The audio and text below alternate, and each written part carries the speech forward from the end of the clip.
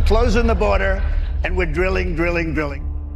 And you keep us moving towards energy independence. Our country must cut back its reliance on foreign oil. I said, we're going to need oil for at least another decade. See, and beyond that, we're going to need it. Take the oil. Keep the oil. Drill, baby, drill.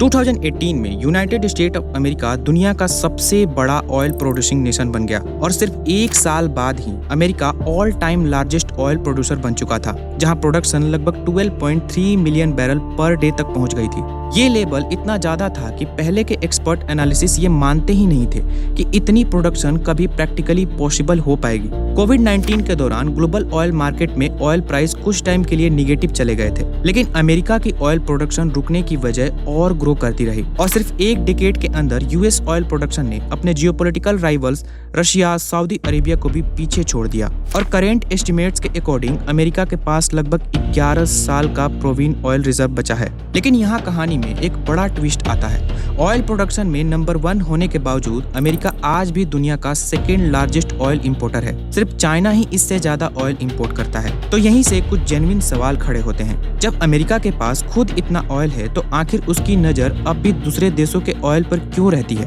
क्यों oil के लिए America ने Venezuela, Iraq, Iran और Libya जैसे देश में direct या indirect intervention किया है? Short time ago, the United States military began major combat operations in Iran. Late last night and early today, at my direction, the United States Armed Forces conducted an extraordinary military operation in the capital of Venezuela. My fellow citizens, at this hour, American and coalition forces are in the early stages of military operations to disarm Iraq, to free its people, and to defend the world from grave danger. आज के इस video में हम oil की इस पूरी mystery को decode करेंगे। इन सब सवालों का जवाब डिटेल में जानेंगे, इसलिए वीडियो को इन तक जरूर देखें।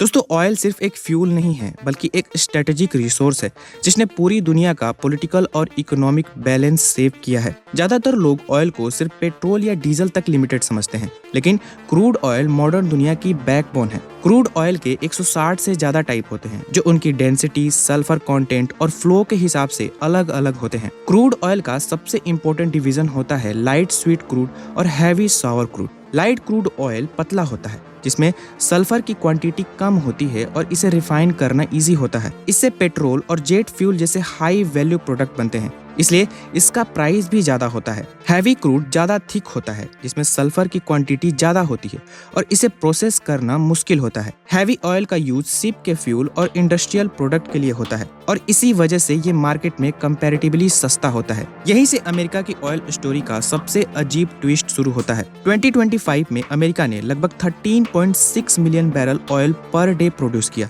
लेकिन उसी टाइम अमेरिका ने करीब 7.4 million barrel oil per day import भी किया। ये कॉन्ट्राडिक्शन जैसा लगता है, लेकिन इसका रीजन हिस्ट्री में छुपा है। अमेरिका का लगभग 80% ऑयल लाइट क्रूड है, जबकि अमेरिका की ज्यादातर रिफाइनरीज हैवी क्रूड के लिए डिजाइन की गई हैं। 20th सेंचुरी में अमेरिका अपना ज्यादातर ऑयल लैटिन अमेरिका और मिडिल ईस्ट से इंपोर्ट करता था, जो हैवी सौर क्रूड होता था और इसीलिए गल्फ कोस्ट जैसे एरिया की रिफाइनरीज हैवी ऑयल को प्रोसेस करने के लिए बनी थी। लेकिन ईयरली 2000s में सेल्स टेक्नोलॉजी आने के बाद अमेरिका ने क्रूड ऑयल का एक मैसिव प्रोडक्शन शुरू कर दिया। लेकिन यहाँ प्रॉब्लम ये है कि इन रिफाइनरीज को लाइट ऑयल के हिसाब से रीडिजाइन करना बहुत महंगा और टाइम कंज्यूमिंग होता है। इसमें बिलियंस ऑफ डॉलर और कई साल लग जाते हैं। इसलिए अमेरिका के लिए ज्यादा लॉजिकल ये था कि वो अपने लाइट ऑयल को महंगी प्राइस पर एक्सपोर्ट करे और हैवी ऑयल सस्ते में इंपोर्ट करके अपने एग्जिस्टिंग रिफाइनरीज में यूज करे। इकोनॉमिकली ये एक स्मार्ट डील है। दोस्तों, ऑयल ने अमेरिका को सिर्फ एनर्जी का सोर्स ही नहीं दिया, बल्कि पूरे नेशन की इकोनॉमिक और मिलिट्री फाउंडेशन बना दी।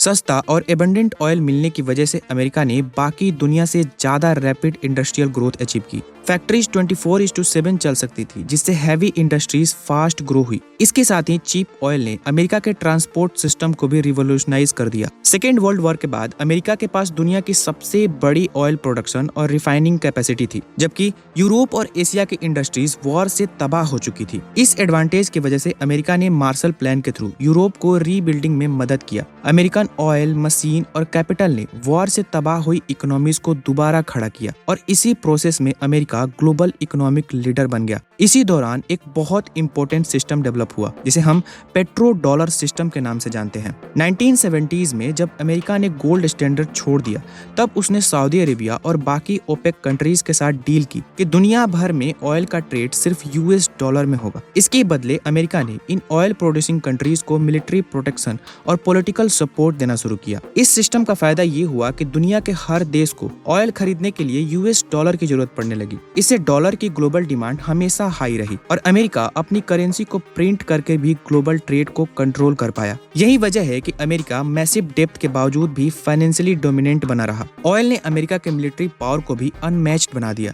जेट्स, टैंक्स, नेवल फ्लीट्स और वर्ल्ड वाइड मिलिट्री बेसिस को रन करने के लिए जो फ्यूल चाहिए था वो अमेरिका के पास खुद का था। साथ ही पेट्रो डॉलर सिस्टम ने इंश्योर किया कि अमेरिका के military alliances oil producing region में हमेशा स्ट्रॉन्ग रहें। इस एनर्जी सिक्योरिटी ने अमेरिका को वर्ल्ड वाइड मिलिट्री प्रेजेंस और जियोपॉलिटिकल डोमिनेंस दी और अमेरिका अपनी इस डोमिनेंस को कभी लूज नहीं करना चाहता। इसलिए ऑयल से रिलेटेड एक छोटा सा भी एक्शन अमेरिका को ट्रिगर करता है। हिस्ट्री देखें तो अमेरिका ने ऑयल के इंटरेस्ट के लिए ईरान, इराक और लीबिया जैसे देशों में डायरेक्टली या इनडायरेक्टली इंटरवेन किया है। 1953 में ईरान के democratically elected prime minister Mohammad Mossadegh को इसलिए हटाया गया क्योंकि उन्होंने ईरान के ऑयल को नेशनलाइज कर दिया था। जब ईरान ने अपना ऑयल नेशनलाइज किया तो वो अमेरिका से ऑयल पर कंट्रोल और प्रॉफिट दोनों छीन रहे थे। उस टाइम ईरान का ऑयल वेस्टर्न कंपनीज के हाथ में था जो अमेरिका और यूरोप को सस्ता और सिक्योर ऑयल सप्लाई करती थी। इसके साथ ही अमेरिका को डर था कि अगर ईरान सक्सेसफुल हो गया तो बाकी ऑयल रिच कंट्रीज भी ऑयल नेशनलाइज कर लेंगे जिससे पूरा वेस्टर्न ऑयल सिस्टम हिल जाता।